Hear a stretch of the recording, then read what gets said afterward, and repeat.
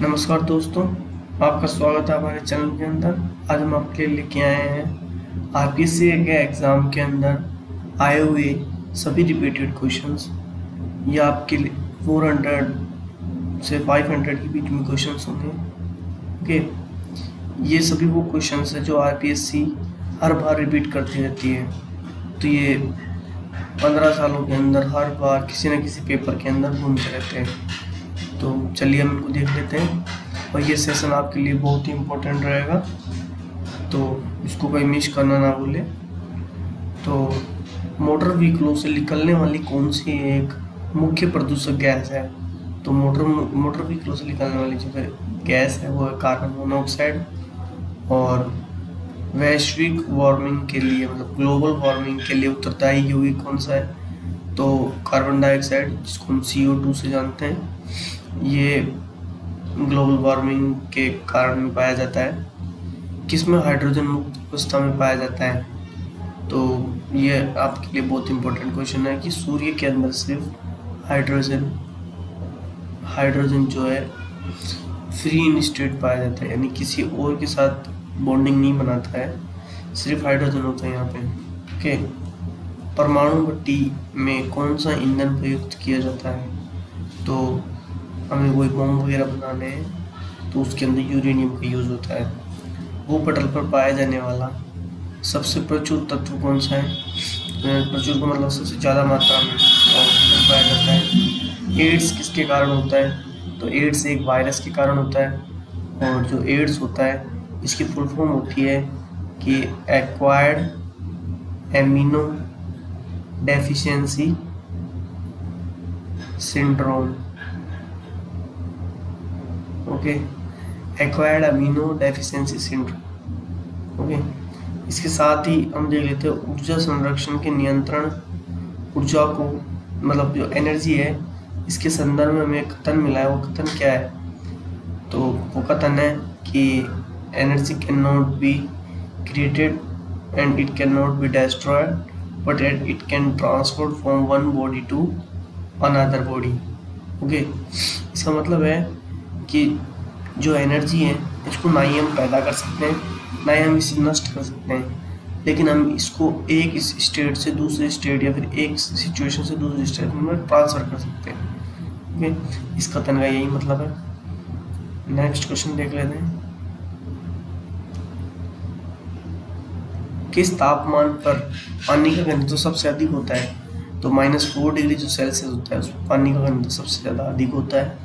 लोहा किससे उद्धारित किया जाता है?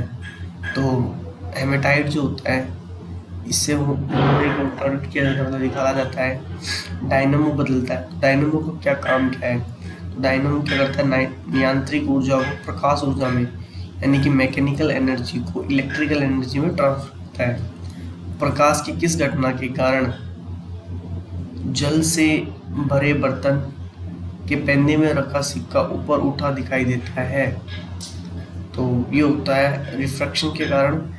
तो आप सभी जानते हैं कि अगर ये दो मीडियम्स हैं, ये हमारा डेंसर रेयर मीडियम है, ये हमारा डेंसर मीडियम है। अगर कोई ray of light rarer to denser में जाती है तो टुवर्ड्स द नॉर्मल बैंड हो जाती है। ओके, लेकिन अगर ये डेंसर टू रेयर जाती है तो अवे फ्रॉम दी डेंसर हो जाती है, मतलब अवे फ्रॉम दी नॉर्मल हो जाती है। तो हम इसको मैचिंग करते हैं तो हमारी ये जो ऑब्जेक्ट है ये ऊपर की तरफ से देखने पे उठा हुआ दिखाई देता है। ओके, इसलिए हमें ये जो ये प्रोसेस होता है इसको हम रिफ्रैक्शन बोलते हैं। ओके, नेक्स्ट है कंप्यूटर के एक बाइट में कितने बिट होते हैं? तो कंप्यूटर के एक बाइट में 8 बिट होते हैं। और 1 GB के अंदर जो ये 1 GB होता है इसके अंदर 1024 MB होते हैं, ये आपको ध्यान रखना है। ओके, नेक्स्ट है कौन सा रेडियो एक्टिव समस्थानिक पुराने पदार्थों की आयु को पता लगाने के लिए उपयोग होता है? तो जो कार्बन 14 होता है C14, इसको हम किसी भी पुराना चीज़ मिला है, जैसे हमें खदानों में कोई चीज़ मिल गई, उसका हमें पता लगाना है ये कितने साल पुरानी है, तो हमें ये C14 डेटिंग होती है, एक प्रोसेस होता है जिसके ज़रिए हम उसका पता लगाते हैं कि ये कितने साल पुरानी है। ओके, वैज्ञानिक गणनाओं के लिए प्रमुख रूप से प्रयोग की जाने वाली कंप्यूटर संगणक भाषा कौन सी है? तो कंप्यूटर में जो जनरली यूज होती है वो होती है फोटोन। ओके, नेक्स्ट क्वेश्चन है, कौन सा लेंस आंखों का निकटतम दृष्टिकोण ठीक करने के लिए काम में होता है? तो आपके लिए इंपॉर्टेंट क्वेश्चन है। आई से रिलेटेड जो क्वेश्चन है वो हर बार ही रिपीट होते हैं। ओके,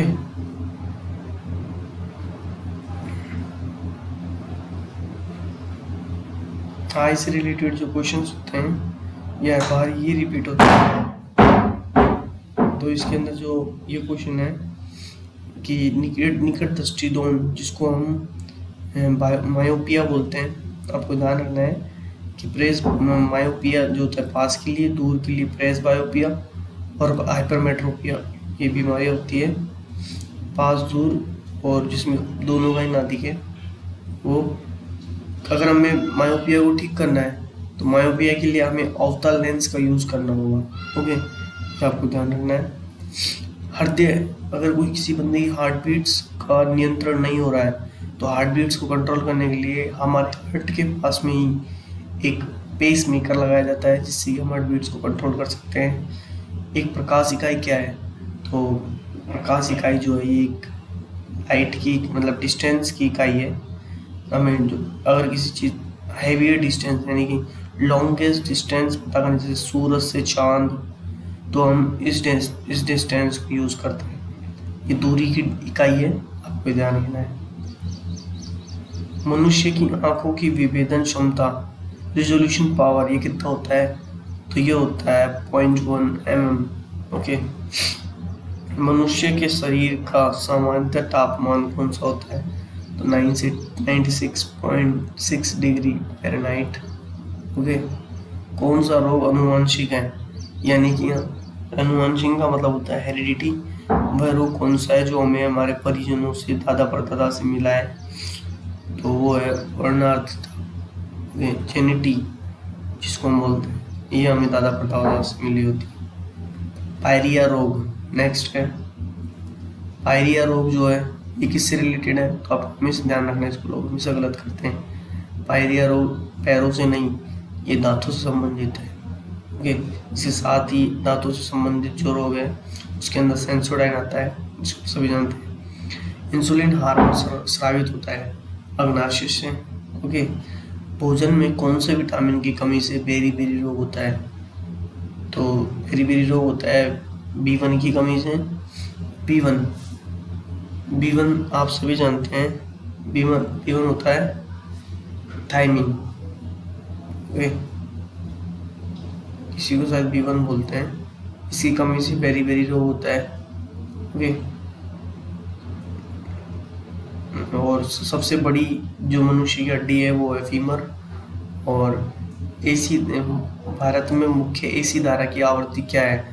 जो 50 हर्ट्ज है, ये AC की जो फ्रीक्वेंसी है वो है। ओके, नैनो टेक्नोलॉजी में किस बीमा के पदार्थ प्रयोग किए जाते हैं? 10⁹ मीटर जो है इसके जो कंपाउंड से प्रयोग किए जाते हैं।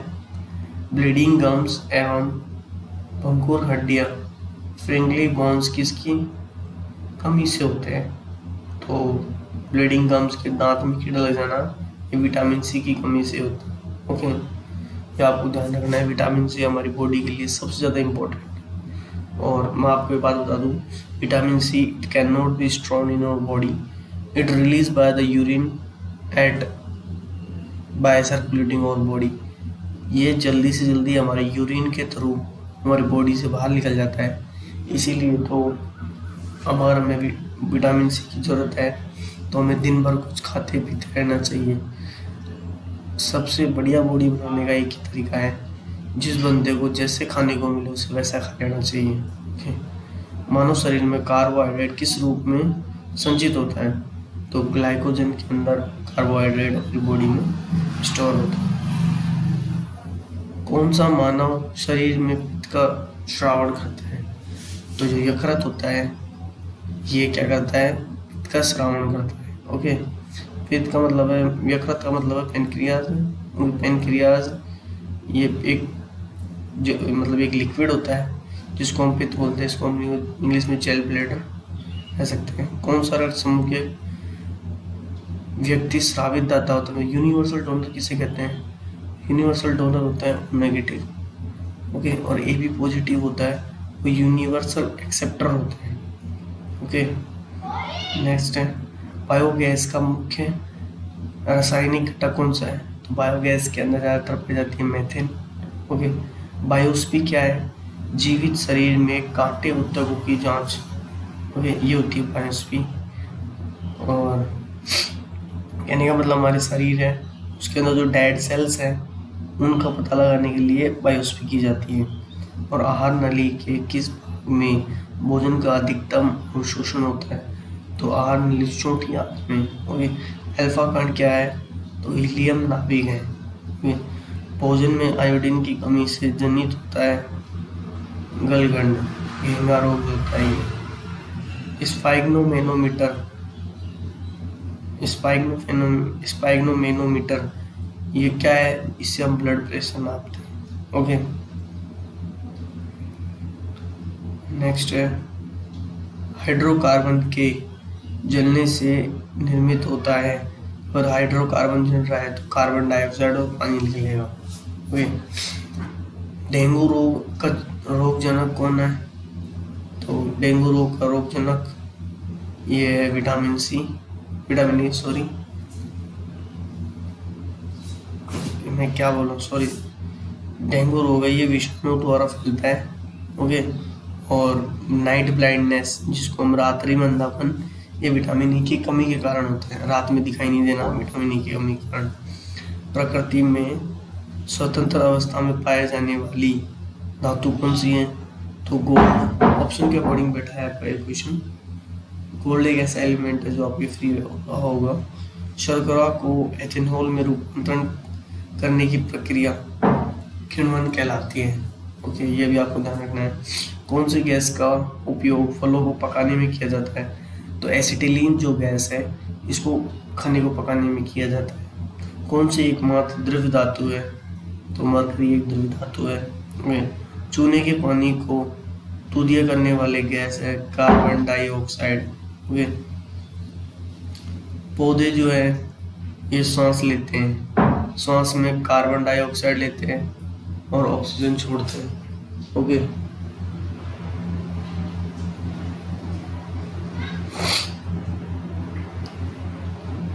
नेक्स्ट देखते हैं भारत में हरित क्रांति के जनक कौन है? तो वह है एस स्वामीनाथन जो है वो हरित क्रांति के जनक है।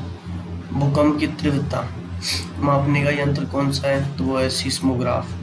और उस स्थल में होने वाली मृगतृणा का कारण क्या है? वह पूर्ण आंतरिक परिवर्तन, टोटल इंटरनल रिफ्लेक्शन है। वही हमें, जैसे कि अभी आपने देखा होगा रेगिस्तान के अंदर हमें अब बाइक से चल रहे हैं तो अब रेगिस्तान चलते आपको पानी दिखाई दे जाएगा। ये चीज़ होती क्या है? ये होती है टोटल इंटरनल रिफ्रैक्शन, ओके। आजकल जो फैब्रिक होता है, फैब्रिक किस प्रोसेस पर काम करता है? तो फैब्रिक के अंदर होती है टोटल इंटरनल रिफ्रैक्शन, ओके। यह अक्सर क्वेश्चनों पेपरों में पूछा जाता है। नेक्स्ट है मायोपिया से गृहित क्या नहीं कर पाता? तो दूर की वस्तु को साफ नहीं देख पाता। तो जो मायोपिया होता है उसके अंदर जो दूर की ये है इसको नहीं देख पाता, ओके। कौन सा जल प्रदूषण शिशुओं में मेथोमोग्लोबिन ब्लू बेबी सिंड्रोम का कारण है? तो जो नाइट्रेट है ये ब्लू बेबी सिंड्रोम का कारण है, ओके। वर्षा ऋतु में लड़कियों के दरवाजे ये फूलने का कारण क्या है? वो है अंश शोषण, ओके। अत्यंत सूक्ष्म वस्तुओं को किस उपकरण द्वारा देखा जा सकता है? अगर कोई छोटे एलिमेंट है उनको किससे देखा जाएगा? तो सूक्ष्मदर्शी होता है माइक्रोस्कोप, उससे भी देखा जाता है। तो ओम का नियम वस्तु तो क्या है? तो किसी धारा में धारा की प्रतिवर्ती होना, यानी कि कोई एक धारा है उसके अंदर उसकी प्रतिवर्ती का होना, ये ओम कहलाता है, OHM, ओके। कॉपर सल्फेट के नीले सल्फेट के साथ पानी के कितने अणु जुड़े होते हैं? ये जुड़े होते हैं 5। कौन सी गैस रक्त की ऑक्सीजन धारण शक्ति को बढ़ा देती है? तो ये CO2। और कोला एंड विलम का गुण कौन सा है? वो है टिंडल इफेक्ट। और कौन सा उत्तक पौधों में जल के ऊपरमुखी चालन के संबंधित है? तो जाइलन है। ये पानी को जड़ों से ऊपर पहुंचाता है। ओके। जबकि जो फाइलम होता है ये सनलाइट को ऊपर से नीचे जड़ों तक पहुंचाता है। ओके।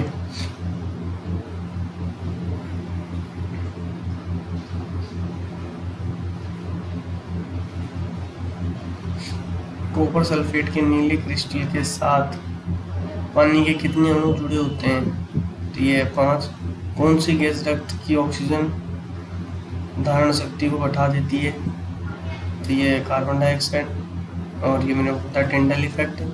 कौन सा उत्तक पौधों में जल के ऊपरमुखी जलन से संबंधित है? तो जाइलम है। कौन सा पदार्थ रक्त में नार्कोटिक्स की श्रेणी में आता है?